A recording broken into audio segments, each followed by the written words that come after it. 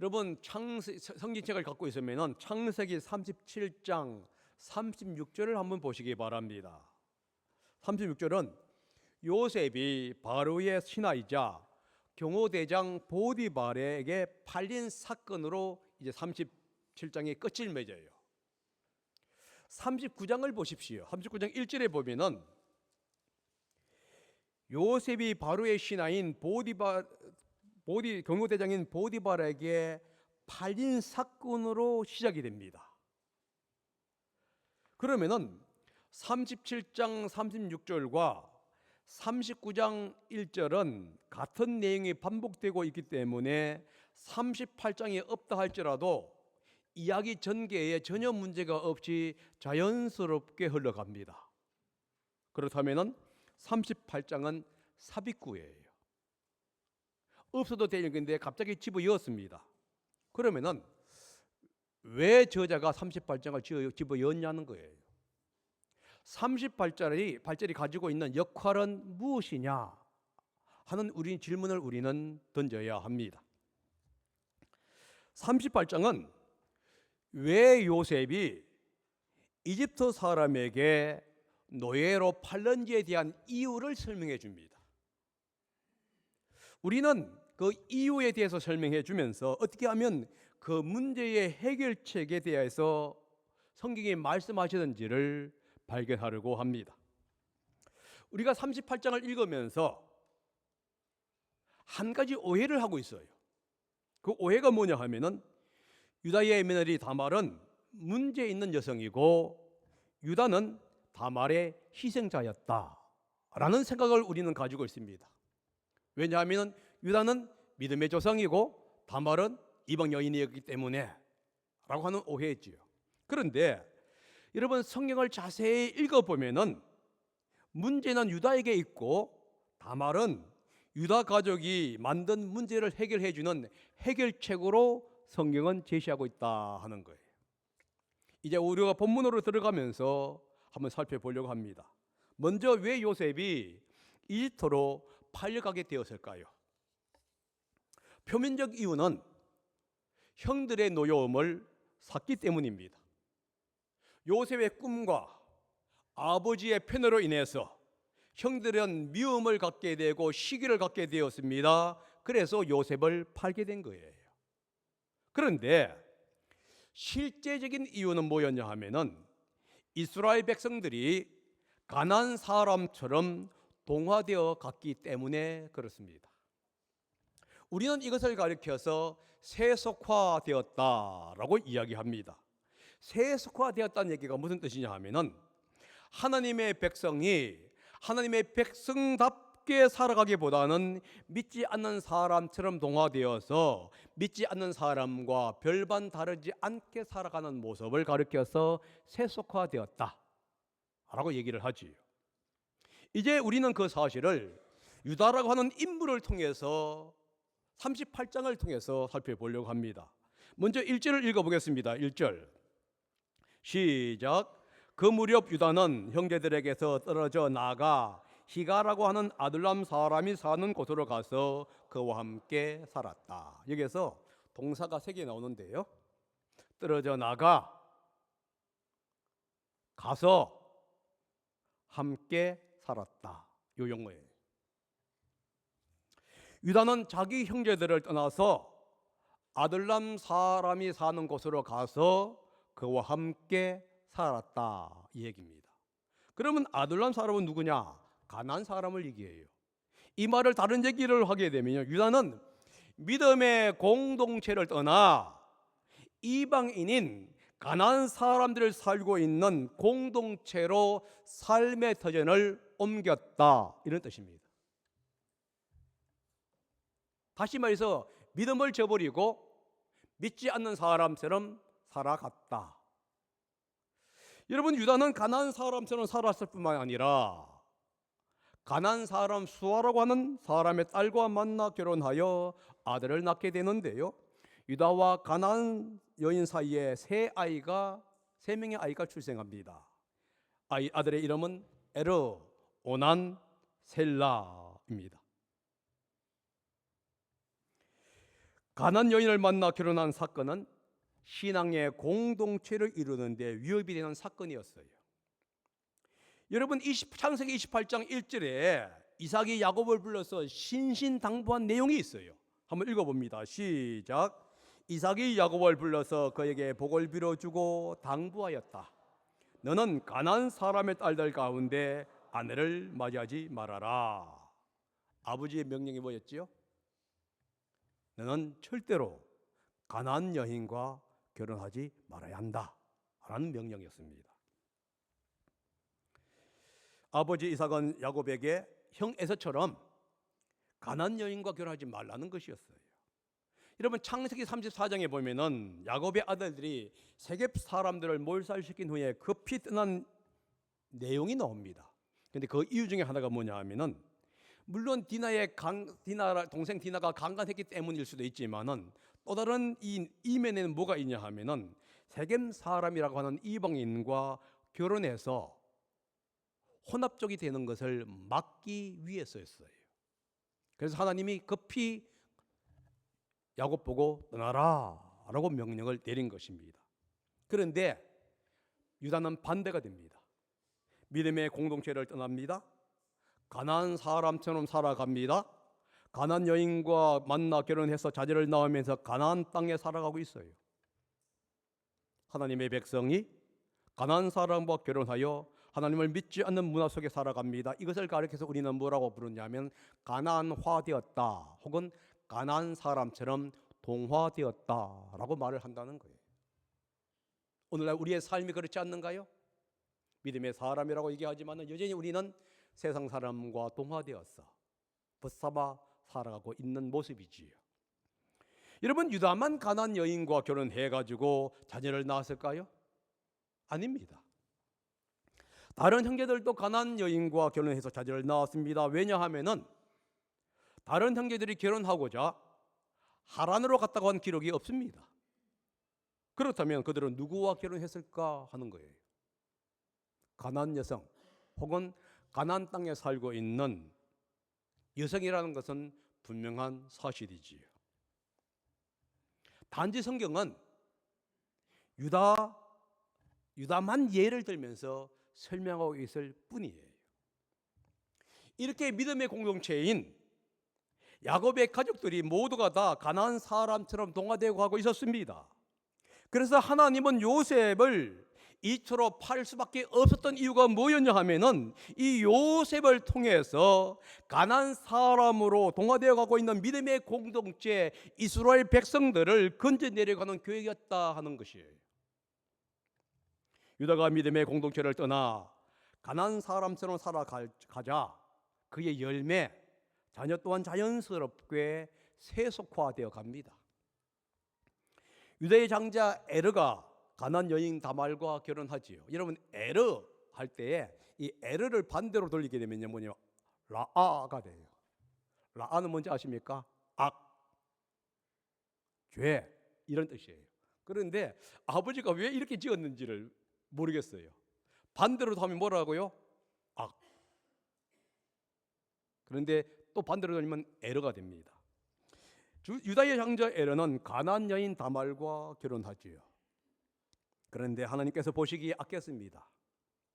믿지 않는 사람처럼 살았고 때때로 믿지 않는 사람보다 더 악한 일을 행해 왔다 하는 것이지요. 그래서 하나님은 그를 죽게 하셨어요. 에르가 죽자 유다는 오난에게 형수와 결혼해서 형의 후손을 이어라고 했습니다. 시동생이 형수와 결혼하는 것을 가리켜서 형사치수도 혹은 계대결혼이라고 부릅니다. 이게 신명기 25장 5절에서 6절에 나와 있는 계명 중에 하나입니다. 형사치수도는 형이 결혼해서 자녀가 없이 죽었을 때 동생의 형수를 아내로 취하여 형의 이름으로 자녀를 잇는 후대를 잇는 제도를 가리켜서 형사치수도 혹은 계대결혼이라고 부릅니다. 이 결혼 예식은 제도는 예수님께서 존재할 때에도 있었습니다. 그래서 유대 율법자들이 예수님께 와서 뭐라 하죠? 부활이 없다는 것을 얘기하기 위해서 10명의 7명의 형제를 얘기하면서 첫째가 해가 쭉 설명하면서 결혼하지 않았다면, 아이가 없었다면 어떻게 되겠습니까? 하고 한 내용을 봤을 때에 여전히 예수님 시대에도 이 법이 존재했다는 것을 우리는 알 수가 있습니다. 며느리 다말의 행복과 오다는 형수와의 관계에서 낳은 아들이 자신의 아들이 되지 않을 것을 알았습니다. 그래서 그는 형수와 동침할 때마다 형의 이름으로 아이를 낳지 않으려고 정액을 땅바닥에 쏟아버리곤 하였습니다. 이건 다른 말로 말을 하게 되면요, 성적인 만족은 취하면서도 가족에 대한 책임과 의무는 생각하지 않는 악한 행동이었다 하는 것이에요. 오나는 하나님의 말씀을 자기 육체의 만족을 위해서 사용했지만은 가족의 의무에 대해서, 공동체의 의무와 책임에 대해서는 등한히 여겼던 것이지요. 오난의 그러한 행동을 한 이유 중에 하나가 뭐냐? 재산 문제예요. 재산이 걸리면 항상 이렇게 됩니다.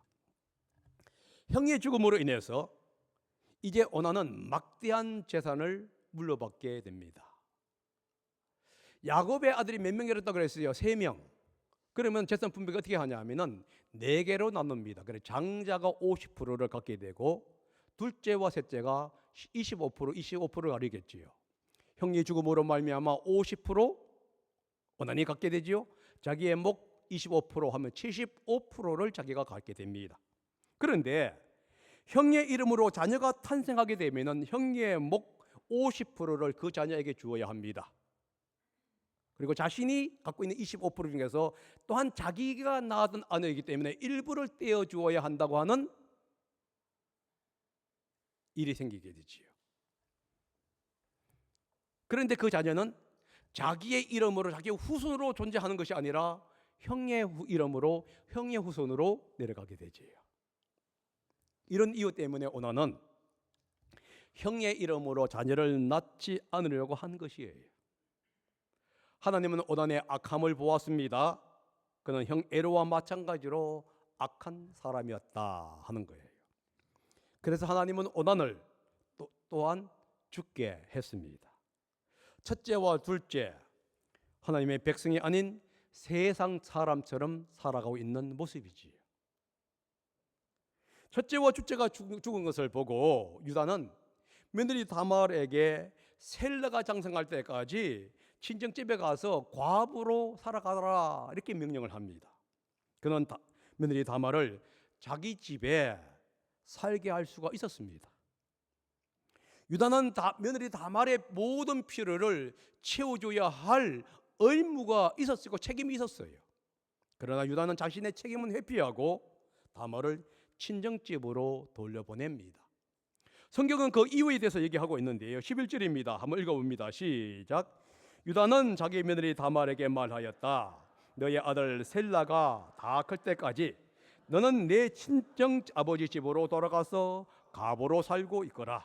유다는 셀라를 다말에게 주었다가는 셀라도 제 형들처럼 죽을지 모른다고 생각하였다.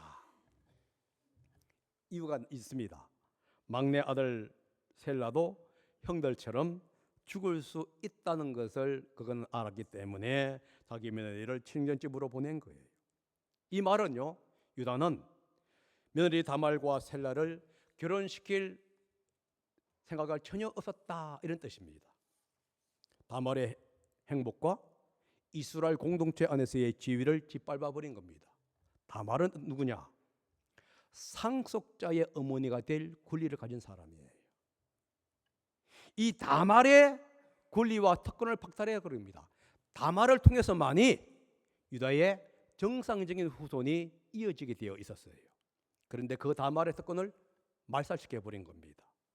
그리고 미신적인 믿음을 가지고 있었습니다. 두 아들 에르와 오난이 죽은 것은 죄 때문이에요. 하나님께서 보았을 때에 그들이 악했기 때문입니다. 그런데 유다는 뭐라고 했죠? 마치 다말과 결혼했기 때문에 죽었다고 하는 미신적인 생각을 하고 있다 하는 거예요. 우리가 이렇게 얘기하죠. 내 아들, 딸들이 잘못된 것은 친구를 잘못 만났기 때문이라고. 가정에 사위가 들어오고 며느리가 들어와서 문제가 생기면은 사위 때문이고 며느리 때문이라고. 정말 그런가요? 정말 에러와 오난이 죽은 것이 다말 때문입니까? 성경 거기에서 아무것도 얘기하지 않습니다. 그들의 죄 때문이에요. 그런데 우리는 무슨 미신을 갖고 있지요? 다말이 에러와 오난을 죽였기 때문에 셀라까지 죽인다고 하는 그런 엉터리 같은 미신을 갖고 있는 거예요. 지금 유다가 이스라엘 믿음의 사람이라고는 이스라엘의 백성 중인데 그가 하나님의 백성답게 생각하는 것이 아니라 세상 사람들이 생각하고 있는 생각을 갖고 있단 말이지. 이게 유다였어요. 여러분, 이 모든 것이 뭐냐? 유다와 그의 가족 전체가 가난한 사람처럼, 다시 말해서 세상 사람처럼 동화되어 갖고 있다고 하는 증거입니다. 1절과 11절을 자세히 보셔요. 1절과 12절은 유다의 죄에서 시작이 되어서 유다의 죄로 끝납니다. 그런데 그 가운데 누가 있느냐? 유다의 두 아들 에라와 오난의 죄가 언급되어 있어요. 그렇다면 무슨 뜻이지요? 이 구조는 유다의 죄가 두 아들 에라와 오난에게 영향을 주었다. 그래서 그 결과 유다 가족 전체가 가난한 사람처럼 살아갔다 하는 뜻이에요. 하나님의 백성답게 살아간 것이 아니라 세상 사람들이 살아가는 방법대로 그대로 살아갔다 하는 것을 지금 강조하고 있다고 하는 겁니다. 그렇다면 유다와 그의 가족만 가난한 사람처럼 살았을까요? 유다와 그의 가족은 야곱의 아들들에 대한 대표자로 지금 설명하고 있습니다. 야곱의 아들들 모두가 다 가난한 사람처럼 동화되어 갔다는 것을 이야기하고 있는 것이에요. 무늬와 이름은 하나님의 백성이요 믿는 백성입니다. 그러나 생각하는 것, 행동하는 것은 오히려 믿지 않은 사람과 별반 다르지 않아요. 어쩌면은 생각하고 행동하는 것이 믿지 않는 사람보다 더 악한 생각을 하고 더 악한 행동을 하고 있는지도 모른다는 거예요. 지금 성경이 그 사실을 얘기합니다. 그래서 하나님은 이 믿음의 공동체가 더 악으로 가지 않도록 하기 위해서, 이들을 구원하기 위해서 요셉을 먼저 입서로 포로를 앞에 가게 했던 거예요. 그래서 27장 마지막 37장 마지막 39장 마지막에 그 사건을 딱 얘기하면서 요셉의 유다의 사건을 38장에 딱 집어였던 이유가 바로 거기에 있다 하는 겁니다. 여러분, 유다의 세속화 그리고 이스라엘 민족의 세속화를 구원할 계획을 하나님이 갖고 계셨습니다. 그 계획이 뭐냐? 회개와 믿음이에요. 그러니까 먼 미래는 뭐냐면 요셉을 통해서 하나님이 구원하십니다. 그러나 가까운 미래는 다말의 믿음을 통해서 구원할 계획을 갖고 있었다 하는 거예요. 많은 날이 지났습니다. 수아의 딸이자 유다의 아내가 죽었어요. 그걸 하는 시간이 끝났습니다. 유다는 양들의 털을 깎기 위해서 뒷나로 올라갑니다. 보통 양의 털을 깎을 때는 이 파티나 축제가 이루어지고 있는 기간이에요. 그래서 이제 들떠 있는 기간이지요. 다말은 시아버지가 양털을 깎으러 뒷나로 올라간다고 하는 소식을 듣게 됩니다. 그래서 그녀는 가부의 옷을 벗고 너울을 써서 얼굴을 가린 후에 뒷나로 올라가는 길가에 앉아 있었습니다. 성경은 이렇게 얘기합니다. 그 이유는 막내 아들 셀라가 장성했는데도 불구하고 자기와 셀라를 짝지어주지 않았기 때문이다. 유다는 며느리 다말이 수건으로 얼굴을 가리고 있었기 때문에 알아보지 못하고 창녀라고 생각했습니다. 그리고 그녀에게 새끼 염소 한 마리를 줄 터이니 나와 함께 동침하자라고 이제 얘기를 합니다. 그러자 다말이 얘기하죠. 담보물로 무엇을 주시겠습니까? 하면서 도장과 허리끈과 지팡이를 요구합니다. 도장은 보통 작은 원통의 모양의 돌이나 금속으로 만들어져 있지요. 그리고 그 당시에는 이것을 목에 걸고 다녔습니다. 도장은 합법적인 거래를 할 때에 반드시 필요했던 것이지요. 반면에 지팡이는 권위를 상징하는 표시로서 많은 사람들, 근인 사람들이 지팡이를 가지고 다녔는데 이 지팡이 맨 위에 소유권의 표시인 이름이 기록되어 있어요. 지금 다말은 뭐냐?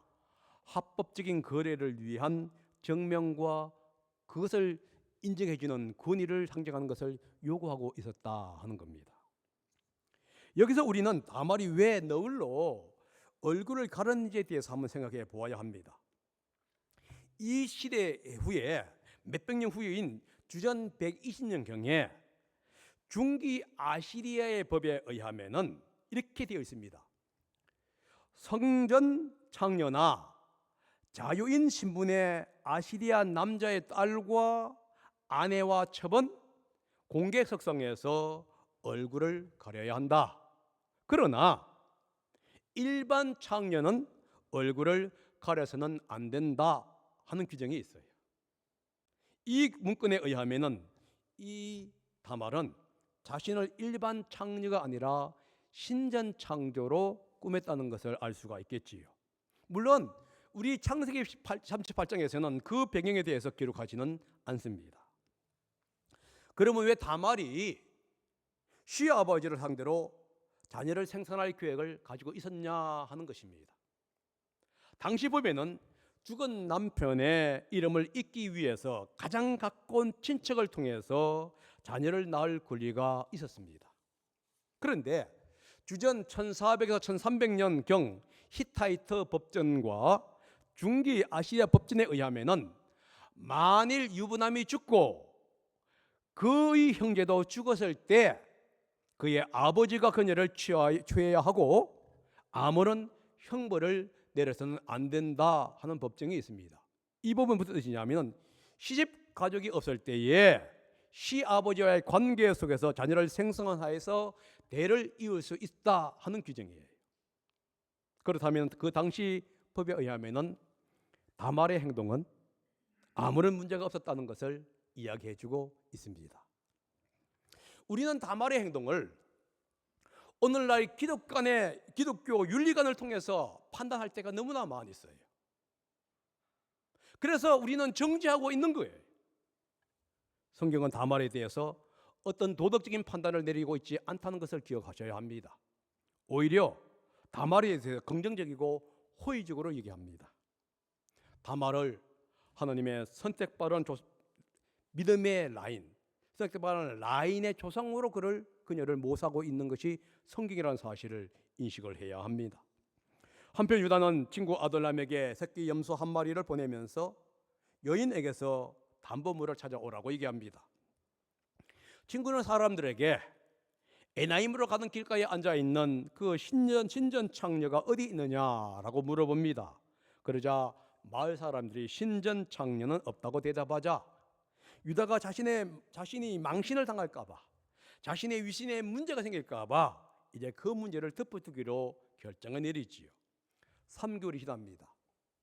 유다는 다말이 임신했던 소리를 듣게 되고요. 분노한 유다는 다말을 화형, 불에 태워 죽여라 하고 명령을 내립니다.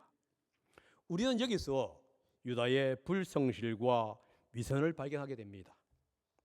자신이 저지른 불법에 대해서는 침묵합니다. 그러나 며느리의 불법에 대해서는 분노하고 있어요. 여러분 23절과 24절을 다시 한 번 더 보겠습니다. 23절을 읽어봅니다. 시작. 유다가 말하였다. 가질 테면 가지라지 잘못하다가는 창피만 당하겠네. 어찌하였든지 나는 새끼 염소 한 마리를 보냈는데 다만 자네가 그 여인을 찾지 못한 것뿐일세. 23절 뭐라고 했죠? 나는 내 도리를 다해서 자네 친구가 못 찾은 거요. 내 죄가 아니고 친구가 못 찾은 죄요. 이렇게 얘기하고 있어요. 그죠? 23절이. 24절은 뭐라고 있죠? 읽어봅니다. 시작. 석 달 좀 지난 다음에 유다는 자기의 며느리 다말이 창녀짓을 하여 임시까지 했다는 소문을 들었다. 유다가 명하였다. 그를 끌어내서 화형에 처해라. 23절과 24절 너무도 다르지요. 유다의 모습이 우리의 모습은 아닌가요? 내가 하면 로맨스고 다른 사람이 하면 불륜이지요. 자신이 게임을 하거나 유튜브를 보면서 자녀들이 유튜브를 보고 게임을 하게 되면 안 된다고 말하는 여러분과 나의 모습, 이 모습이 유다의 모습은 아닌가요? 자신은 하지 않으면서, 자신은 책을 읽지 않고 공부를 하지 않으면서 자녀들에게 책을 보고 공부하라고 요구하고 있는 모습이 유다의 모습은 아니냐는 거예요.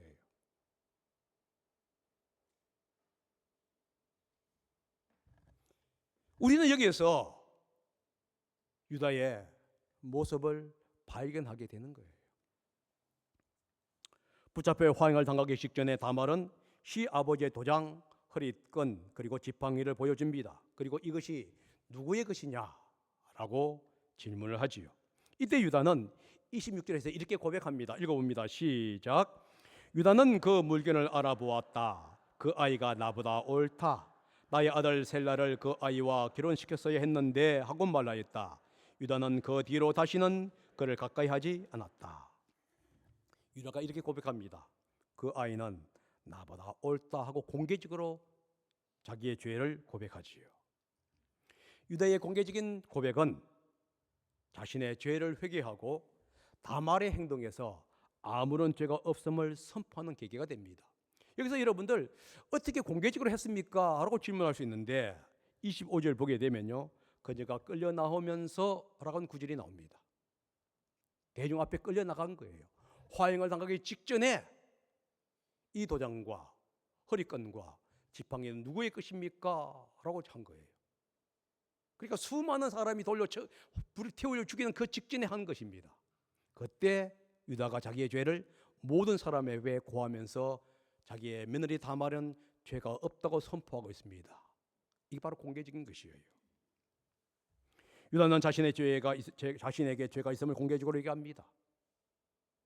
자신의 죄를 자박하게 되고요, 자신이 다말의 권리를 박탈했다고 공개적으로 얘기하지요. 여러분, 다말의 권리가 뭐냐면은 상속자에 대한 권리예요. 다말의 후손만이 유다 라인의 후손을 이을 수 있는 권리를 갖고 있습니다. 그런데 유다는 다말의 권리를 박탈함으로 말미암아 자신의 후손을 끊어버리게 된 거예요. 더 이상 유다의 후손은 존재하지 않게 됩니다. 지금 유다는 이 죄를 고백하게 돼요. 유다의 후손이 끊어진다는 얘기는 이스라엘 12지파의 공동체가 끊어진다고 하는 이야기가 되는 것이에요. 결국은 유다의 위기가 이스라엘 공동체의 위기가 되는 것이에요. 성경은 지금 이 사실을 얘기하면서 유다가 회개함으로 자기의 라인을 회복시키고 있다는 것을 얘기해주고 있습니다. 여러분, 유다의 죄에 대한 고백이 회복의 첫 발급이라는 사실을 기억하셔야 합니다. 또 다른 조건이 있습니다. 다말의 믿음이에요. 유다의 회개와 다말의 믿음이 합해서 지금 유다의 문제를 해결하고 있습니다. 우리는 여기서 다말의 믿음을 발견하게 돼요. 유다가 다말을 친척집으로 보냈을 때에 다말은 세 가지 중 하나를 선택할 수가 있었습니다. 하나는 신전 창녀가 되는 것이었어요. 다른 하나는 가난한 남자와 결혼해서 가난한 사람처럼 살아가는 것입니다. 세 번째는 유대 공동체의 일원으로 남아있는 것이지요. 여러분, 다말은 첫 번째와 두 번째를 선택하지 않았습니다. 대신에 그녀는 유다 공동체의 일원으로 남아있고자 했던 거예요. 이것이 바로 다말의 믿음이고 다말의 신앙입니다. 이 선택을 위해서 다말은 시아버지를 선택할 수밖에 없었습니다. 왜냐하면 시아버지는 셀라가 장성했는데도 불구하고 다말에게 짝지어주지 않았어요. 그러면 그녀는 믿음의 공동체 안에 들어갈 수가 없게 됩니다. 그래서 선택한 것이 뭐냐? 시아버지였다는 거예요. 성경은 지금 이 점을 강조하고 있는 거예요. 그녀의 어떤 불법적인 간음을 얘기하려고 하는 게 아니에요. 오늘날 우리의 관점에서 보면 간음이라고 하는데 그 당시의 문화 속에서 성경을 바라보게 되면은 성경은 이 사실을 얘기하려고 한 게 아니라 다말이 유다와 그의 가족들은 세상화가 되어 갔지만은 유다는 믿음의 공동체 안에 들어가고자 그가 믿음의 삶을 선택했다. 이 점을 지금 강조하고 있는 거예요. 이 선택을 통해서 유다의 가문은 후손이 끊어지는 불행을 막을 수가 있었다 하는 겁니다. 다말은 두 아이를 낳지요. 한 아이의 이름은 베레스고 다른 아이의 이름은 세라입니다. 이 아이를 통해서 유다의 가문의 대는 이어지게 되고요. 먼 훗날 베레스를 통해서 다윗 왕이 탄생합니다. 룻기 14장 18절과 22절입니다. 한번 읽어봅니다. 시작. 다음은 베레스의 계보이다.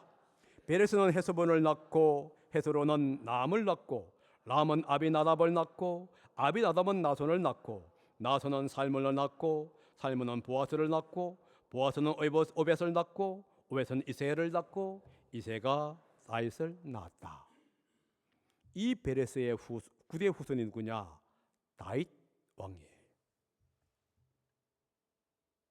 유다의 민족이 지금 끈을 이어갈 뿐만 아니라 왕족이 되고 인류의 구세주가 탄생하는 믿음의 라인으로 가고 있다 하는 겁니다. 이 다말의 행동은 룻에게 영향을 주었을지도 모릅니다.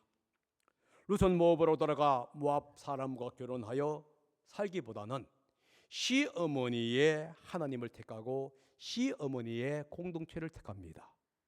그래서 그녀는 다윗의 조상이 될 수 있었지요. 보아스의 아내가 되어서 오벳을 낳고 오벳은 이새를 낳고 이새는 다윗을 낳는 것. 여러분, 그런데 성경은 이렇게 갑니다. 다말이 먼저 믿음의 본을 보였다. 이게 성경이 얘기하고 있는 내용이에요. 여러분, 우리 그리스도인에 세속하는 신앙의 공동체의 위험을 줄 수가 있다는 것을 기억하셔야 합니다. 이 위험으로부터 회복은 회개와 믿음이에요. 유다의 회개와 다말의 믿음이 유대의 후손을 끊어지지 않게 만들었습니다. 그러니까 위기의 극복은 회개와 믿음이라는 사실을 기억해야 합니다. 우리는 이 땅의 문화 속에서 이 땅의 물질 속에서 살아갑니다. 그러다 보면은 하나님의 백성답게 살기보다는 세상 사람들처럼 살아갈 때가 너무도 많다는 거예요. 우리의 삶에서 벌어지고 있는 이러한 선택을 우리는 회개하고 주님을 신뢰하는 믿음의 삶을 살아가야 한다는 것을 성경은 얘기합니다. 한 주 동안 우리는 세상의 물질이나 문화, 습관의 유혹을 받을 것입니다. 여러분, 하루 정도 스마트폰 없이 살아가는 방법을 살아가는 것을 한번 훈련해 보는 것은 어떨까요? 이거 학생들만 얘기한 게 아니라 어른들도 마찬가지입니다. 전화를 받지 말거나 하지 말라는 얘기가 아닙니다. 그것은 해야만 하겠지요. 왜? 사업하는 분들에게는 중요하니까. 대신 게임이나 유튜브 같은 것을 절제하자는 의미지요. 아니면은 하루 정도를 TV를 보지 않고 성경을 읽거나 기도하는 삶을 살아보는 것은 어떨까요? 제가 일주일 동안 하라는 얘기 아닙니다. 하루 정도를 한번 해보는 것은 어떨까요? 그리고 그 결과를 목장 모임에서 한번 나누면서 내가 승리했다, 실패했다, 그 이유에 대해서 나눠본다고 한다면은 여러분의 삶 속에 하루라도 주님을 가까이 할 수 있는 시간이 될 줄 믿습니다. 기도하겠습니다.